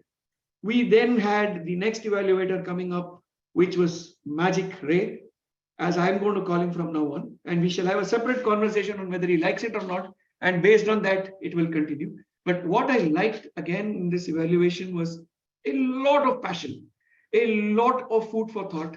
What I thought could have been done slightly better was there was no need to repeat a few sentences from the speech that took away precious time from the evaluation. And Ray is one of the evaluators who I think has exceeded time by a little bit. And that only happened because he reran the speech a little bit, and that is not required. We've heard the speaker. There is no need to repeat what the speaker said. Next up, we had Muhammad Azimuddin, he also did exactly the same. He repeated about 65% of the speaker's speech in his own sentences, of course, but that took away time from the amount of time available to actually evaluate. The purpose of an evaluation is to provide the speaker a plank on which the speaker can stand to catapult to the next level. And that happens only when you delve into the mechanics of the speech, much like systems thinking, you break down the speech and say, this is where I thought there was room to proceed further. And this is where I thought you should have put a full stop. And that is something that I would recommend Toastmaster Azimuddin to look at. Mrinal, yet again, very passionate, very intricate. It takes a lot of doing to capture images and present it. But what did that do? It took away time from the rest of his evaluation. Again, Mrinal is someone that exceeded time, but the evaluation in itself was rich and replete with specifics. So he did a lot of the show part, but it needs to be cut down and therefore imperative to pick on what you want to say. That is very important because as an evaluator, there will be 15 things that we could communicate, but let's pick on top 3 and narrow it down to top 2 and speak about the one that will actually add value. That is when you will actually deliver a lot more to the speaker than just giving a generic evaluation of this is what could have been done. Because when you say 5 things, the speaker doesn't remember any, except the fact that the evaluator didn't think my speech was great. That being said, the meeting in itself has proceeded very systematically. However, I am remiss of the fact that I jumped into my evaluation without calling a grammarian to present her report of the number of times the word systemic was used. And as you can notice, I'm trying to use the word as many more number of times as we can, because let her present the count. So I shall now call upon distinguished Toastmaster Nina John to take the stage and give us her grammarian's report. And once that is done, I would like to request Paramjit to take over the meeting and continue it to its end. Toastmaster Nina, could you please take the stage and do the honors? Thank you so much, Toastmaster G. Sudarshan. In terms of the grammarian's report, I'm happy to report that Sudarshan himself gets the prize for using the word of the day maximum number of times, that's around 5 times. And then, of course, Asif Saiyed used all the jargon, all the technical words connected with systems and holistic thinking. So I think that was one whole thing by itself. So that was very good. We were also talking about the fact as far as speeches were concerned, I am so happy with the kind of openings that people had. Now, for example, Leya's speech, where she had this anaphora of what next. So she repeated that several times and answered the question at the end. So when you have an anaphora, you repeat, make a point, repeat it, get on to the next one, and do that. Manju also had that to a certain extent. Have you got the nudge from your mentor? But I think she could have done it a few more times to really give us that punch about the anaphora part of it. In terms of rhetorical questions, what if you did not join? Have you ever felt? These are the kind of things that get the audience to connect with you. So yes, and asking rhetorical questions is a great way for you to build up your speech and add value to it. We're also talking about the fact that in terms of words, we had, for example, one particular thing was about the bird crawling or hopping. Now, I'm not very sure what images that brings, because at one time the bird was hopping in, another time it was crawling. So I was like, please decide what the bird is doing and get on with it. Just push it out of the nest and let's get on with it. So stick to your metaphors. And I loved the Ray's metaphor of the sequoia tree. I mean, what a beautiful image that brings, and how we can all grow to that. So yes, I liked all the titles also. Pop the Bubble, lovely title that gets us thinking. And what next, of course, was there. Lots of very good quotations. First, Saif had one from Einstein. Bowen had a lot from, I think he had about 4 good quotations, which are very good. And I liked his distinction between manipulative or inspiring. Holds water. Opening up your mind and connecting with them. And Sandra is, what does your gut say? So overall, a couple of great words from Sudarshan, succinct and cogent. So I think our G led the way in for using great words in terms of vocabulary, which we can all learn from. And with that, I'd like to congratulate all the speakers and hand it right back to our G. A little short of time, but go ahead. Thank you so much. I would like to take the stage up and hand it over to our TMOD to take the meeting forward and close it as it is logical. Thank you, General Evaluators, Toastmaster Darshan. Thank you very much for all the role plays. And I am really thankful to Toastmaster Mariana and Toastmaster Sudarshan, who chipped in at the last moment, maybe 5 minutes before the meeting started, and took over the roles, which were really difficult to immediately connect with everyone and do it, but they were really immediate. The positive, I got a wonderful positive response in the first instance only. Thank you, Gondo, for your help. And I offer my deepest gratitude to everyone, all the role players, speakers, evaluators, as well as the President, to give me a chance to be a Toastmaster of the day today. And now I would like to hand over the session to our President, Toastmaster Bram, to take it further. Thank you. Over to you. Thank you very much, Mr. Toastmaster of the Day, Paramjit Singh. Thank you for taking on this role. You haven't been a member for too long yet. You've taken this role, and it's a difficult role to take on. Congratulations on your first attempt, and you've done a good job.